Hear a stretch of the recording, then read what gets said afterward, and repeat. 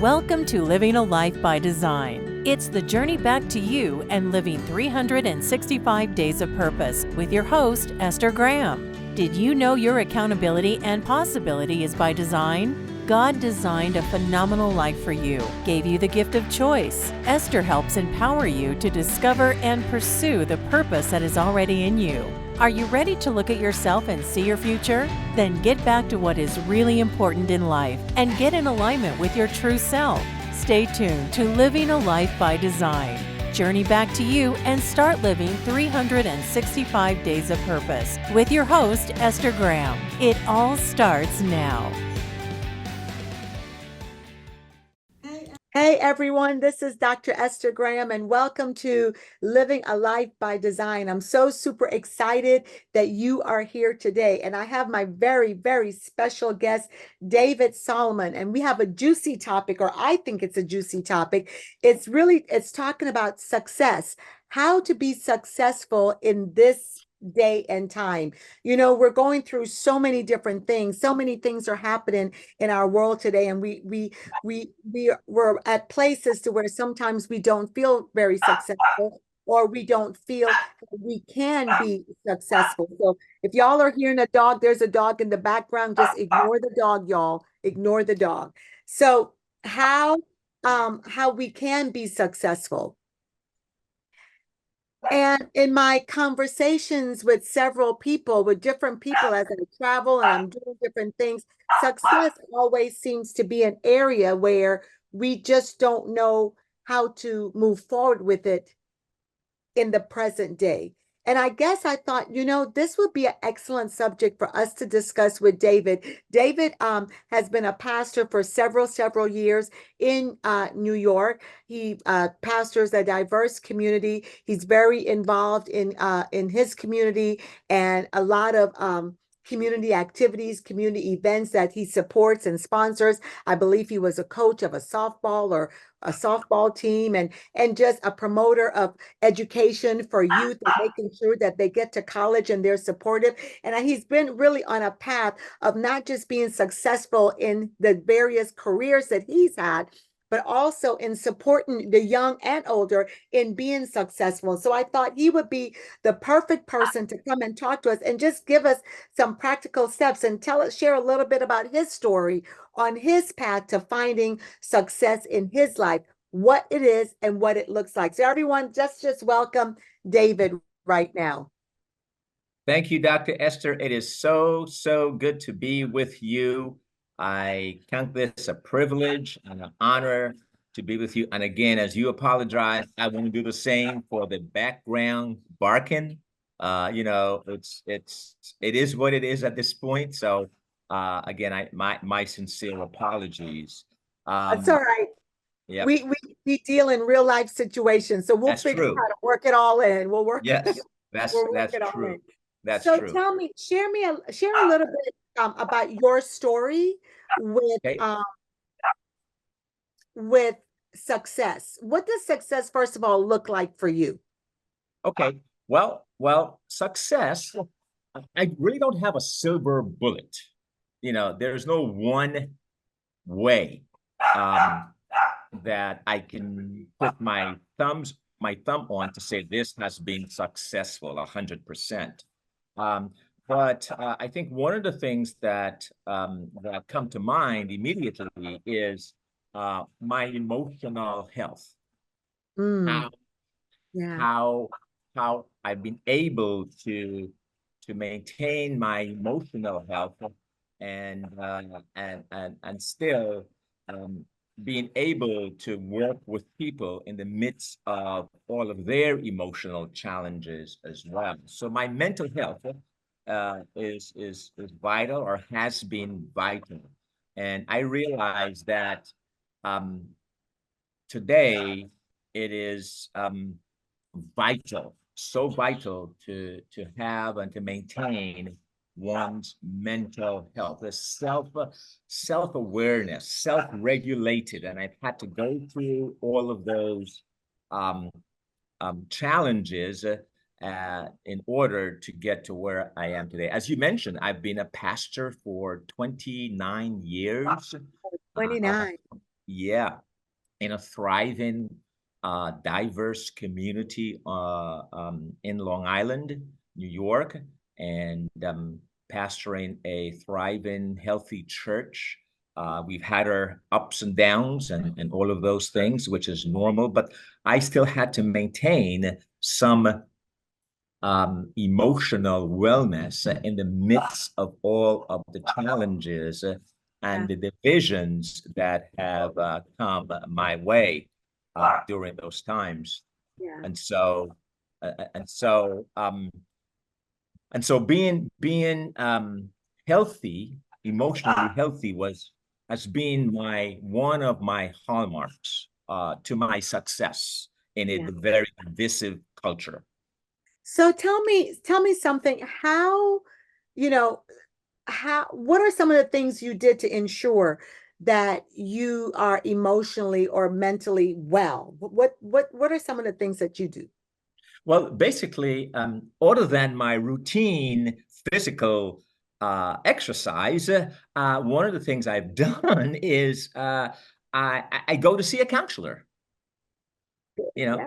I go to see a counselor, and I've heeded some advice from that counselor, and then the next thing I've done, which has been huge for me in recent months, is go to a retreat, Yeah. Yeah. attend a retreat. And at the retreats I've attended, and I've gone to two of Festa della Donna retreats. Hey, And y'all, that's our yeah, retreat. that's right. That's right. It's been so beneficial to me. And not realizing that one who is given out so much needed to retreat, to Mhm. sit back and not have to lead, but to soak up all of the information and to apply that information I've received from the retreat to my daily life and to my success. So, two things: get a counselor, all right? And number two is attend a Festa della Donna Belladonna retreat. retreat. Those are Yeah, two very good advice, y'all. Very good yep, advice. I yep. love that you said get a counselor, which means like a therapist or get a coach or get Mhm, someone that you can basically talk to and just be mhm, able to unpack. I think it's important that you said that. Why I like that you said it is especially in the African American community. You know, it's way better than it used to be. It's way better now than it used to be. But in right, this African American community, going to therapy, getting a coach, doing anything like that is like we don't do that. You understand? I was listening to I don't know if you remember that show Girlfriends, right?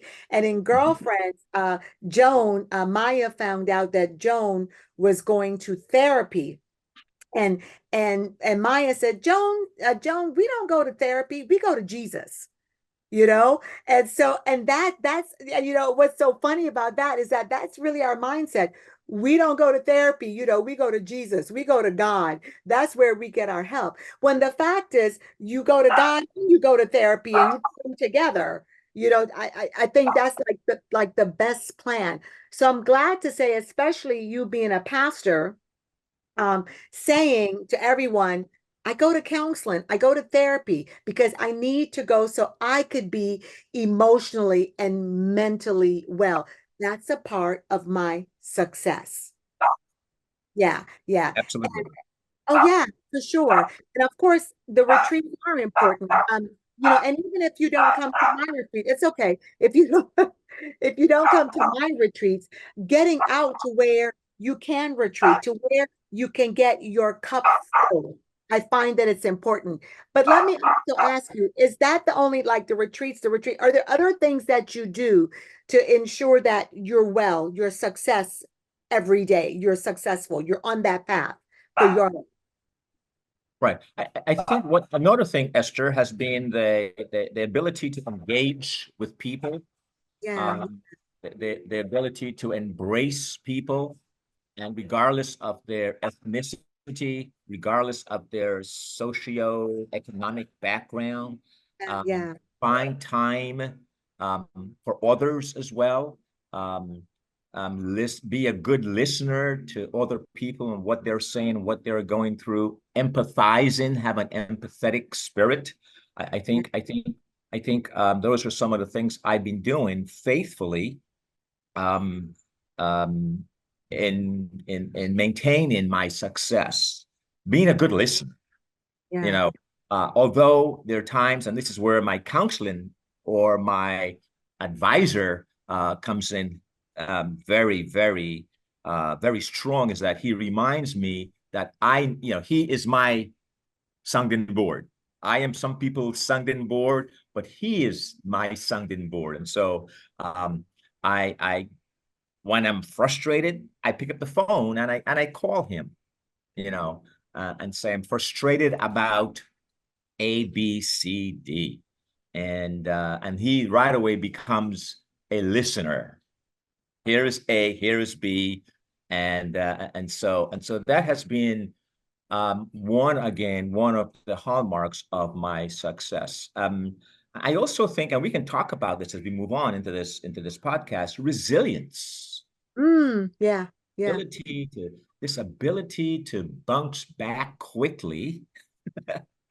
I like to call it building up your bounce back muscle, Right. Exactly. Yep. Exactly.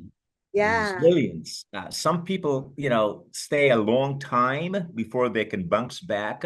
But for me, bouncing back quickly has been vital because of my position in leading the congregation. I needed to, needed to have the ability to bounce back quickly and move forward. Yeah. Some folks bounce back and they stay stuck. I was going to say, some people stay stuck in where they are. Yeah. Right. This is a powerful conversation. We're about to take a quick break, everyone. And when we return, we will continue our conversation about how to be successful, especially in the age and the time that we're living in. And we'll talk some more about resilience. What does it look like? What does it mean? How does resilience feel? And what is the purpose of it? We'll see you in just a second.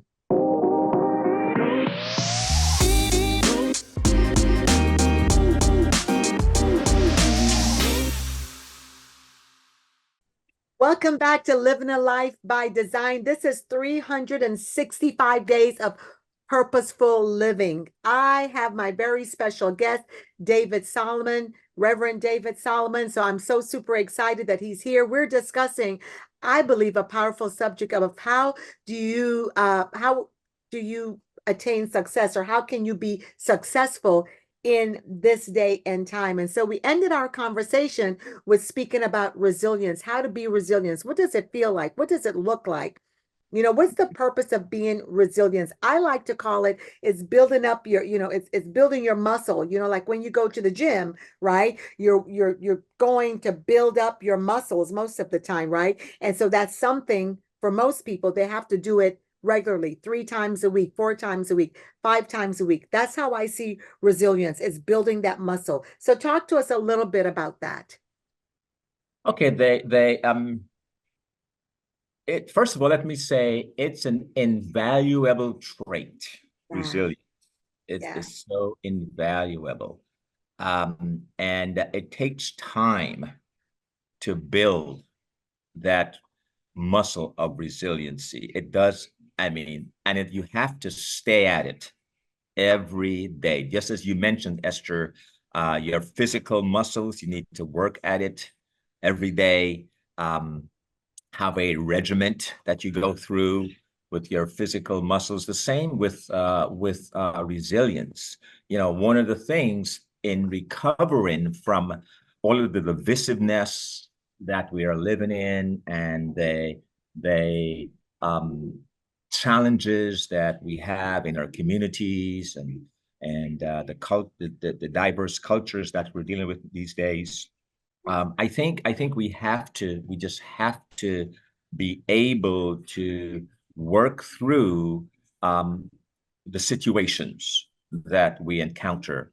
And so resilience for me is, and I've done this all the time and I still do it, is that I reframe reframing my thoughts.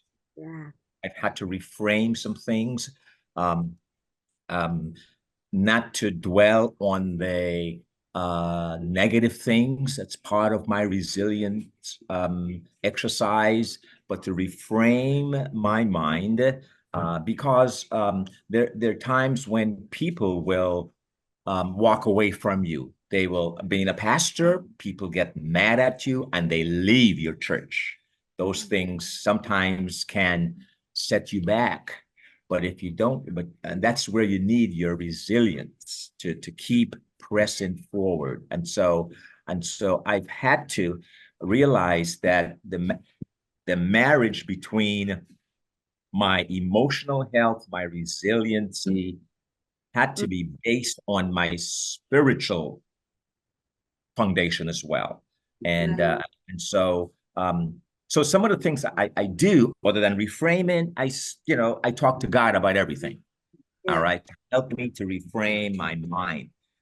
This creating a new mind, a fresh mind, and so creating a whole new person, and that's not a one-time um, event. It's a journey. Yeah. And the journey, it's a life journey. And so because the significance of resilience in one's life journey is so, so vital. Um, People will come at you from various angles and various ideas. And so I've had to, again, build that spiritual muscles. The, Yeah. Not only that, but the resiliency muscle as well.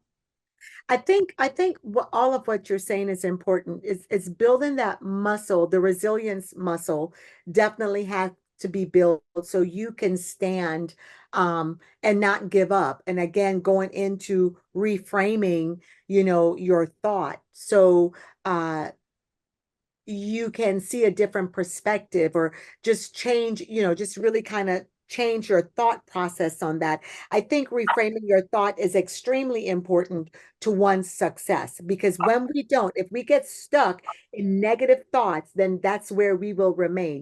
When we can reframe what we're thinking, then it changes the perspective. It changes how we move forward, right? Reframing the thought to where it's not just a positive thought, but it's a powerful thought. It's a powerful thought. And then you said building up your spiritual muscle. I think that is so important, building that. Also, I think what's so important for success when we're looking at all of that is even being able to show love. Right. Absolutely. Um, I think that where we are today, whenever you turn on the news, and I actually talk about this quite a bit, you turn on the news or you're walking and I think people are just are so much on edge. And we're so fast to see the negative. We're so fast to cancel somebody. We're so fast to do these things. What we're not fast as doing is showing love and appreciation and acceptance. That's what we're not doing. And I think part of being successful in life is being able to show that love that no matter who a person is, where they come from, their background, their ethnicity, did I say that right? Ethnicity, their culture, that can we show love? And I honestly think that's really important to be successful. What are your thoughts with that? Absolutely. I wholeheartedly agree with you.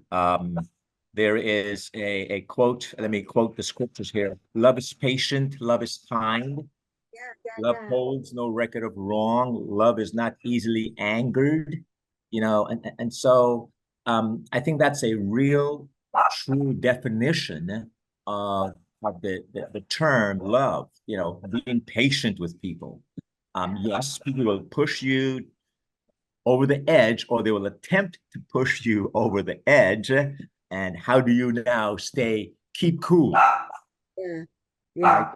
yeah, How do you still show love when people are pushing you in a direction yeah. that you know that you don't want to go in? Well, All how right. do you still show love? How do you still show? Right. Right.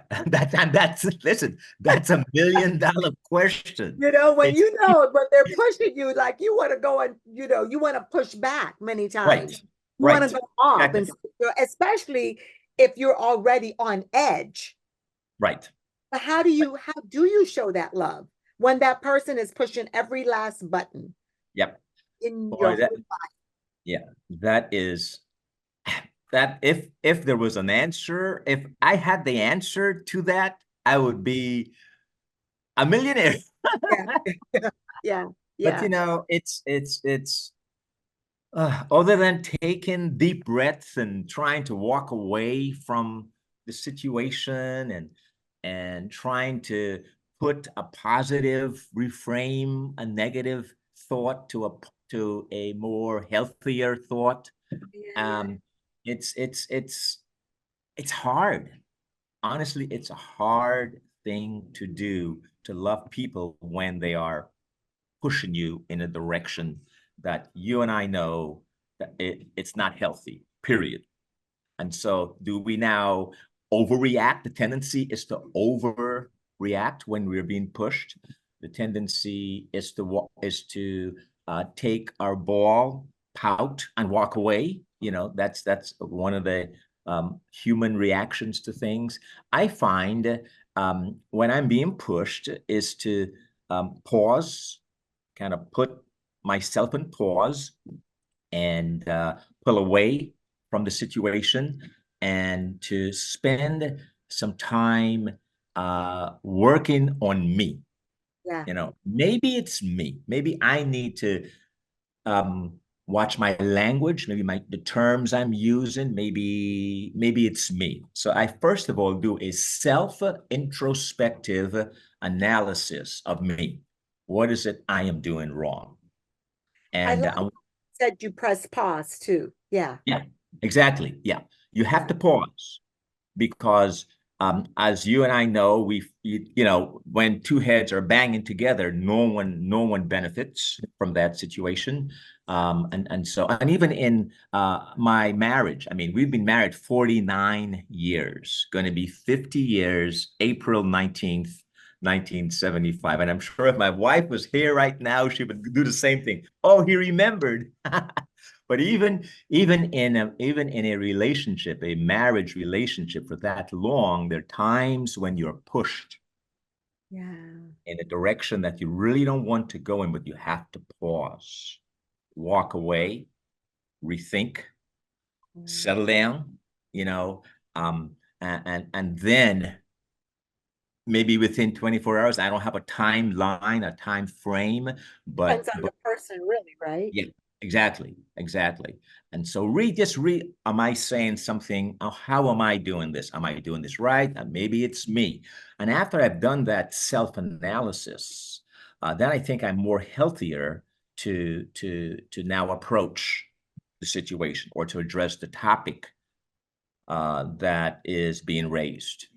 So, So far we've talked about, to be successful in life in this age and time, getting a counselor, a coach, a therapist, having someone to talk to. We said that the second piece is going to a retreat. In other words, finding that time, finding something to where you could be poured into, building resilience, being resilient to know, and then in that, reframing your thoughts, reframing your thoughts. Showing love to people, mhm. especially those, just showing love and being in your thought pattern, showing love to people that maybe even may seem unlovable, but showing them love anyway. And I like the last so far is pressing pause, because when people are pushing your buttons, and it will happen directly and sometimes indirectly, to take that time and just to pause and say. So we're going to talk a little bit when we come back, about just being able to pause. This is such a beautiful conversation. We'll be right back.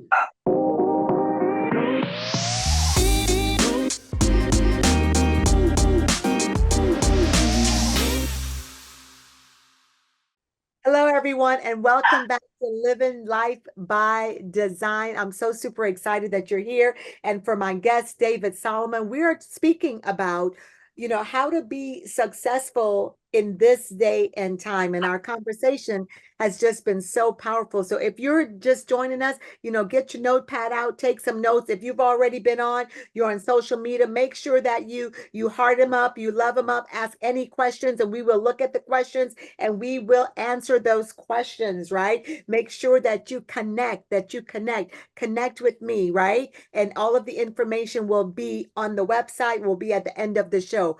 But make your comments. And so come on in, invite others to come in and look at the Living a Life by Design podcast. So David, we talked about pause. Sometimes I love the pause because I think pausing is so necessary to success, because when you pause, you take that time to breathe. It prevents you from saying something you don't want to say, reacting to something that you should, negatively or anything like that.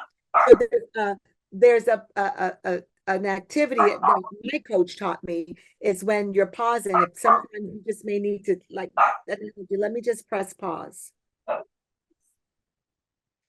Let me press pause on that thought.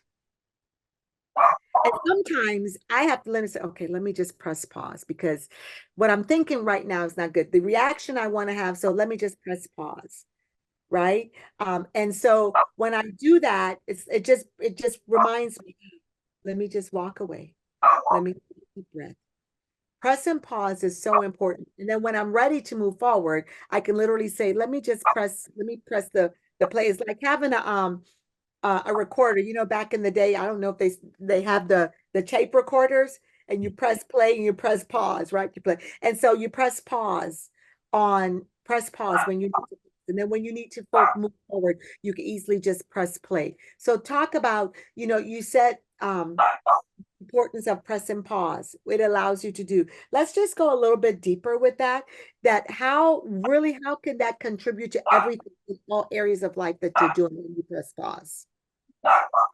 What's the question again? I'm sorry, the dog kind of got a little louder there. But what are some? That's okay. What?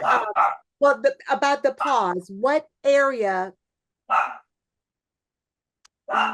In the different areas. Let's just go a little bit deeper on when you're pressing pause. What does that really do? What are some other things it does for you when you're pressing pause? Well, thank you again, Esther, so much. And press and pause for me, it allows me to. It's a mind cleansing. It allows me to cleanse my thoughts. I need to just cleanse, whether it is a spiritual cleansing that I need, or an emotional cleansing that I need. I just need to pause to do that, to pull away, not to put my head in the sand, no, or to pull myself away from my family, not at all. I will never ever do that. You can press pause and still be with your family. Yeah, you can. Yeah, absolutely. Or your people, so I've had to do that. Just pull away, pause, meaning that I do this whole process of cleansing my mind, looking at things. I know the old saying goes like this: is the glass half empty or half full? Yeah, that's cool. That's a good way to look at it. But for me, looking at pausing is just to refocus my thought, my mind, refocus. And often I've had to tell myself, David, slow down, pause, slow down, Yeah. refocus, redirect. So I love that. So, it's a mind cleansing, and it causes you to refocus and to redirect. And so I love that because I think many times we don't spend enough time doing that. And so then we tend to get anxiety and everything else that causes us to react to things, quite negatively. But with the mind cleansing, the pausing cleanses the mind, causes me to refocus, causes me to rethink. It's just I pause and I breathe, you know? So in your life, you've been a pastor for 29 years. You've served the community in various ways. Before you went into pastor, you were a hospital administrator. You did quite a few things. Um, Out of everything in your service to people in all areas, what would you say is the thing that you love the most that makes you want to stick with it, makes you want to come back? At the end of the night, you say, I do this because I just absolutely love it. So good. Wow. Oh my goodness. Well, just full disclosure, I'm about to retire. So,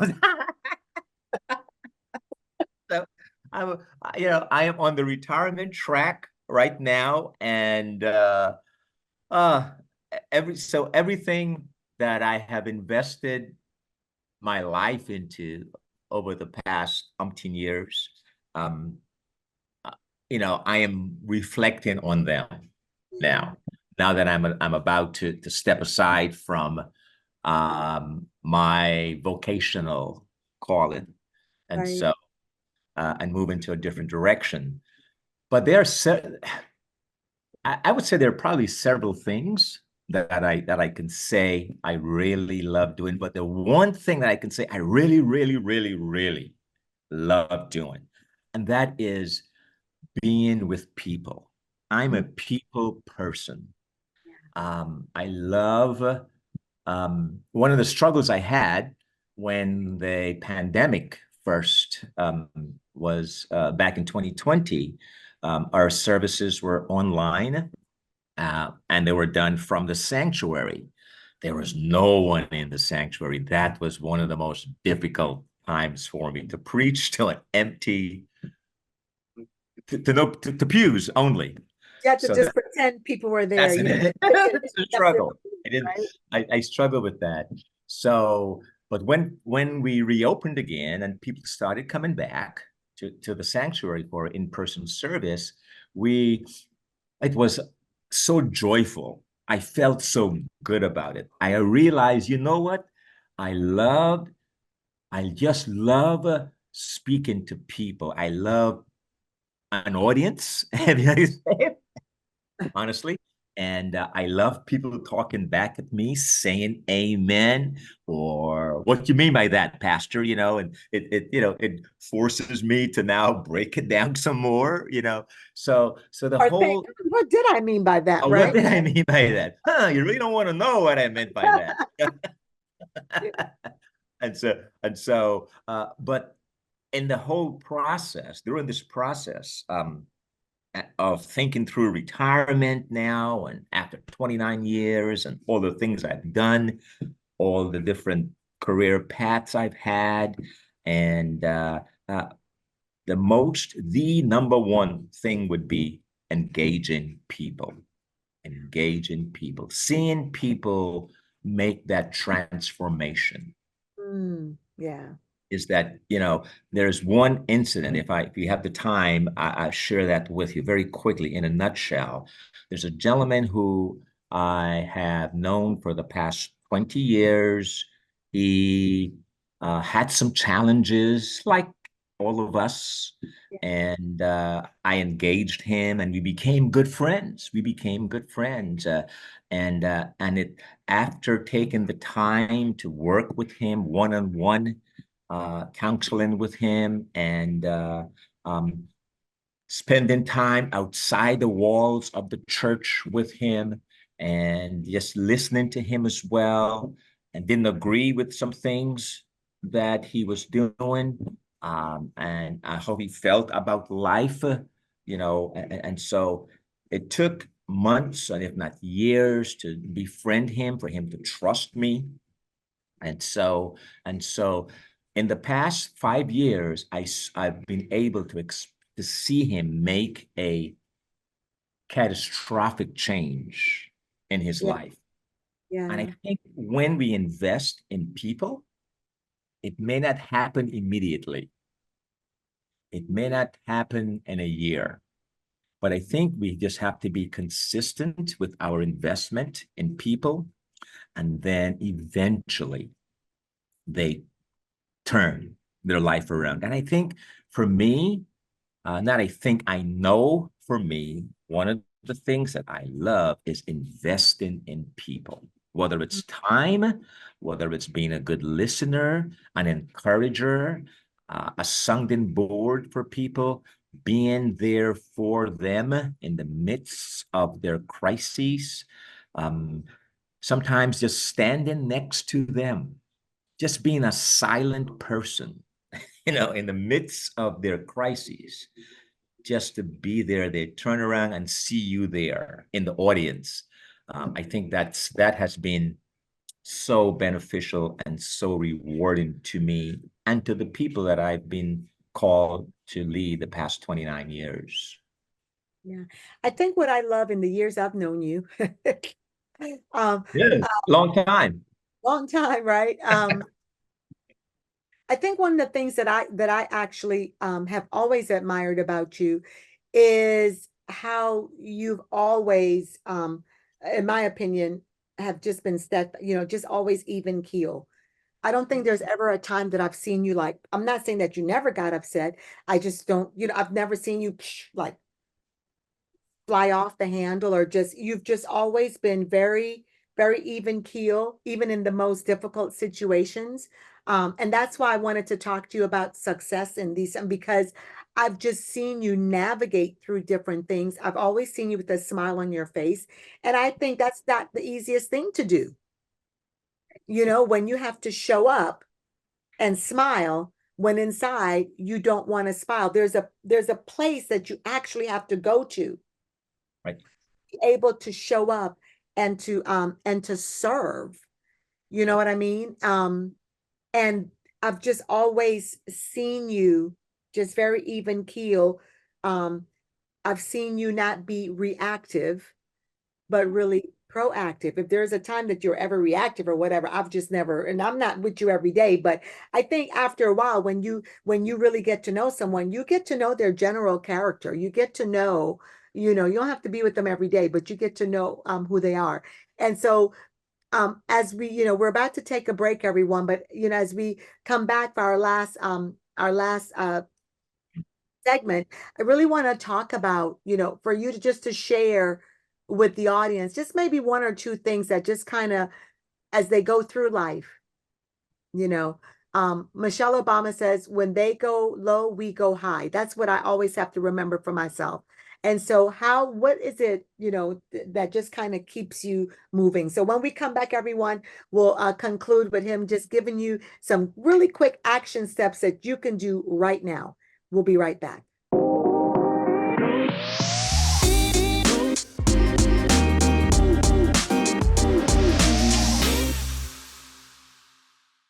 Hey, welcome back, everyone, with my special guest, David Solomon. And so he is going to give all of us, every last one of us, some key tips in being successful, again, in this age and time. I think it's just so important. I just keep saying that the importance of it. And I'm not talking about necessarily, monetary success. We're not talking about that today. We're just talking about in the times that we're living in. As we're stepping out, looking at the news and all of these different things, how is it that we could be successful in our mental, emotional, and just everything in all those areas of our life? How can we govern ourselves, to where we're not anxious, or we're not under a lot of anxiety, or we're in breakdown mode or meltdown mode because of everything? What can we do to just keep ourselves on the path of success, taking one step at a time, doing one thing at a time that brings me peace and joy and takes me on that path of successful living, in my opinion? What do you think? I mentioned earlier, Dr. Esther, about self-regulate. Yeah. Yeah. How do we, just regulate our emotions, our thought processes? How do we, regulate those things? And what I've done is I realized that my relationship with God is important. All right, but I also realize if I can't get along with the people who I see, then how am I going to get along with the God who I've never seen? Yeah. Right. Yeah. So the important thing is work on the people Yeah. that I interact with every day, that I see every day, that whether it's on a phone call or a Zoom call like this or in person. And so I focus a lot on people. Again, people. So one of the things that I think that we need to do as far as next steps go is to ensure that your relationship with your family members, whether it's a spouse or siblings or children and grandchildren. Now I'm in the grandparenting mode, and so ensuring that my relationship with them remains healthy. Doesn't mean that I agree all the time or we agree all the time on everything, but I respect one to disagree. I respect the disagreements, respecting people. Right. All right. Having that respect for people, regardless of where they've come from, their accent, and we all have an accent, regardless of where they live, what side of the tracks they live on. And because in the community that I minister in, there is a railroad track, a physical railroad track, and certain people live on the other side of the railroad track, and some live on the other side. So I have to be able to um, engage both sides of the tracks. And so the ability to engage people, I keep going back to that. Yeah, yeah. Because many people um, they stay in a bubble. Life is built around them, but that is not healthy. That hasn't been healthy for me. It's not all about me. It's about the other person. It's about the people that I am serving. And so I would say make sure that the people around you, the people, your circle, that you maintain a healthy relationship with them.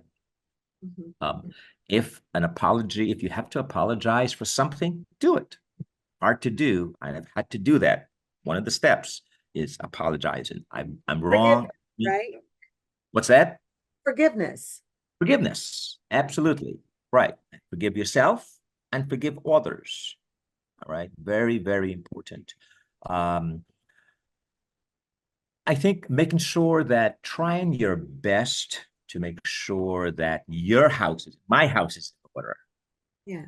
before I can now share with others about getting their house in order. So those are the two things that has really been helpful to me um, in my success in the community of Wyandanch. And as you mentioned, Esther, I'm a part of several organizations within the community, all types of people, all Yeah. socioeconomic backgrounds. Um, and so the ability to engage with people regardless of where they have come from. I And think that's what I love. That's what I love about what you do, and even what I do, is that it's serving a diverse group of people and being very inclusive in the people that you serve and not discriminating because someone may not look like you or believe like you or anything like you for that fact. You know what I mean? And I think that's just so important in this day and time, and that goes to our success. It helps us to be successful. I think the other thing that's important, as an action step for everyone too, is being able to set some non-negotiables. Mhm. You know, set and so what Yeah. does your non-negotiables, even and then setting healthy boundaries. So in order for me to be successful, in order for me to pause, in order for me to navigate some things in this day and time, I've got to have my non-negotiables, right? Which means this is not negotiable. I will not do this. I am not going here. I will not accept this, right? And then the other piece is setting healthy boundaries. The bottom line is we've got to set healthy boundaries. So sometimes those people, right?